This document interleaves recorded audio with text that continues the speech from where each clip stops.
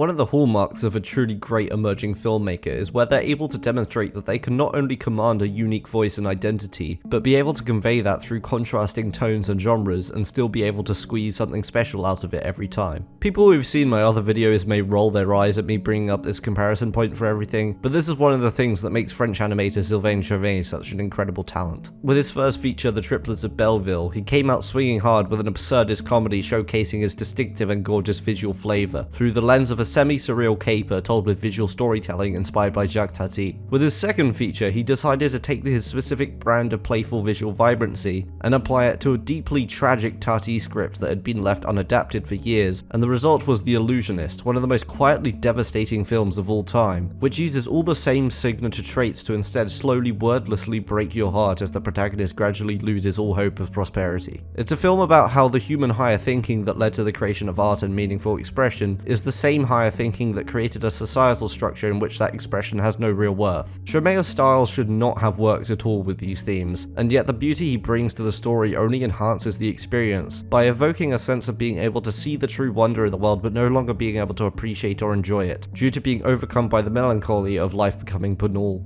Today I want to talk about a Japanese filmmaker who had a similar approach to his two greatest works, establishing a style with a quirky upbeat comedy about a truly unlikely friendship, and then using that audiovisual framework as the basis for a devastating tragedy of one woman getting all the worst cards dealt to her. This is Tetsuya Nakashima. He's perhaps best known for his 2010 film Confessions, a tight revenge thriller following a teacher hatching an elaborate plot for vengeance when a student in her class kills her daughter, and this film was also my introduction to him. I rather liked it, but it didn't compel me to check out his other stuff on its own merit. I only decided to do so when somebody I know watched his 2004 film Kamikaze Girls and became instantly obsessed, at which point I became intrigued. I can't say that this film had a substantial lasting impact on me, but it's an incredibly fun film in which I found myself grinning ear to ear by the end, occupying a similar space in my mind to Swing Girls, which coincidentally came out the same year. It follows the unlikely friendship between Momoko, an enthusiast of 18th century French fashion, and Ichigo, a tough member of a biker gang. The bulk of the film is simply an exploration of their growing bond in the context of a plot that totally embraces randomness and chaos. In a conventional sense, this story is utterly incoherent, but that is absolutely part of the appeal. Kamikaze Girls is what I can only describe as a deeply surreal hangout movie, balancing character-driven scenes with over-the-top Japanese humor. It often basks in an excess of saturation and warm tones, which definitely brings to mind flavors of Jean-Pierre Jeunet, especially when put together with the absurdist humor and rapid-fire editing.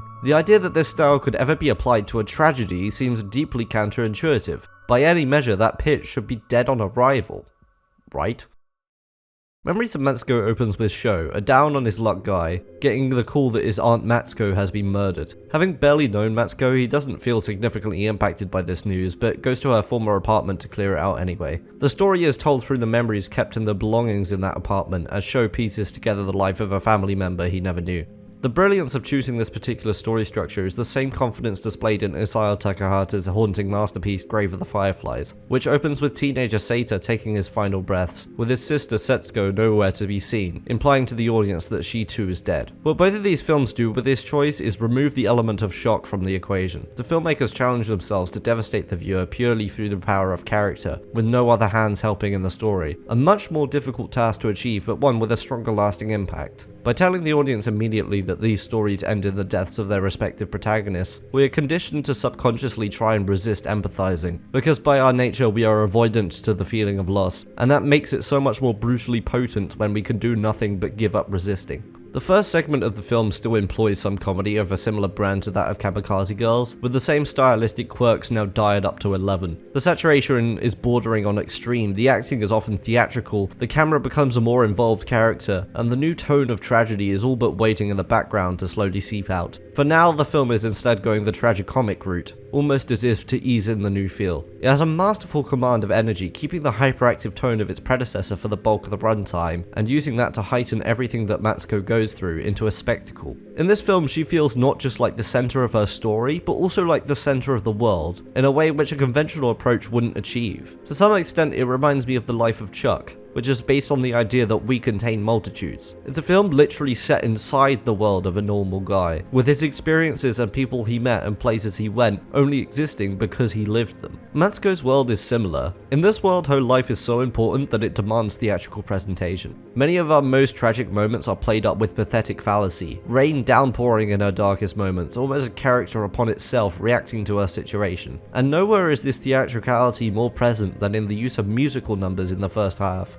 These numbers are bright, flashy, heavily edited, and surreal, more like music videos than conventional musical numbers, and they cover a wide variety of genres. There's a number about becoming an affair partner, presented like something out of a show for toddlers. There's a number about being a sex worker, shot like a big theatrical spectacle with jaw-dropping color usage. There's even a song about being in prison that emulates the feel of a Britney Spears music video. This maximalist presentation of a story with not a single surreal element present is a way to make every moment that Matsuko is alive feel special, even at her lowest moments, pumping it full of an almost naively hopeful energy.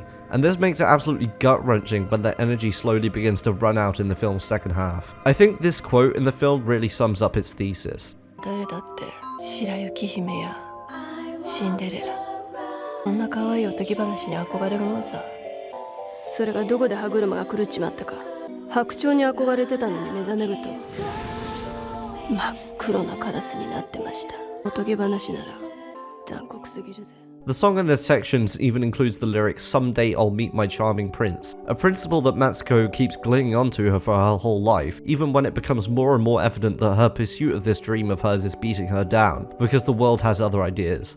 As the song also states, what I dreamed of is not what I found. Hence, the over-the-top stylistic quirks very much read like Matsuko's desperate attempts to convince herself that she is indeed living in the fairy tale that her child self dreamed of. Musical numbers aren't the only role that music plays either. The music in this film is its own character, an extension of Matsuko, her being a former music teacher. She has her own theme song, a hopeful motif initially sung by her childhood self, that echoes throughout the story as her own hope is continually challenged and suppressed, causing that motif to gradually take on a whole new emotional meaning. In a sense, the audiovisual presentation of the film as a whole almost entirely stems out of the lens of optimism for the future that she had as a young girl. It contrasts this sense of innocent wonder in its look and sound with the harsh reality, blowing this juxtaposition up to the extreme to highlight the extent of the loss of what could have been. Even in the later parts of the film where, as aforementioned, the theatrical energy has all but deflated, Matsuko's theme still remains in the background like an ever-dwindling light that was once a raging flame.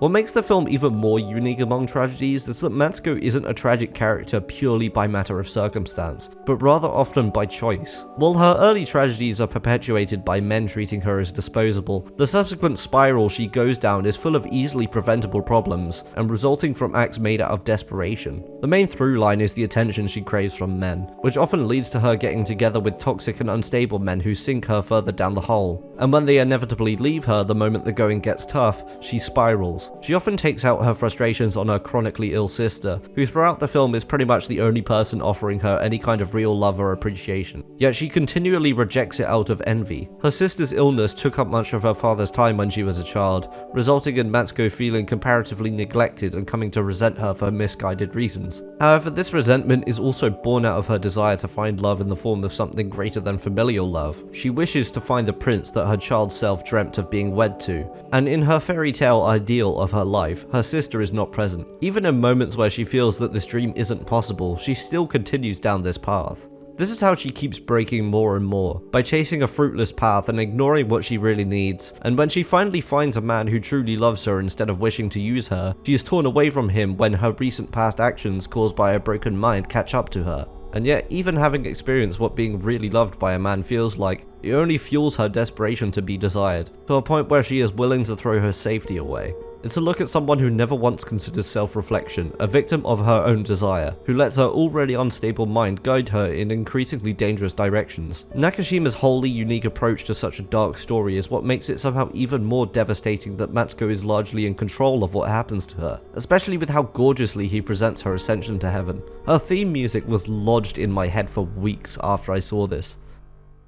Memories of Matsuko is one of those rare miracles of filmmaking that defies the rules in such a specific and calculated way that there may well never be anything else in its genre that succeeds to remotely the same degree again. It's a truly masterful blend of tones, a visual marvel, and one of the most alluringly heartbreaking films I've ever seen. And unfortunately it remains relatively unknown, which is a shame because I really do think this will connect with a lot of people. The theme music haunts me in a strangely beautiful way, and even though it's a deeply sad film, I honestly love the way it made me feel and the lasting impact it had. So many sad films that people talk about, like Manchester by the Sea, don't really crush me emotionally in the way a film like Grave of the Fireflies does, they just make me feel terrible. There's a layer of stress present that often makes me wish I'd never seen them. Memories of Matsuko is not only one of the few that manages to avoid that, but it somehow pulls off the more captivatingly devastating approach with a deeply counterintuitive maximalist presentation. Nakashima is by no means a perfect filmmaker, but he had an incredible run in the 2000s that should not go underappreciated.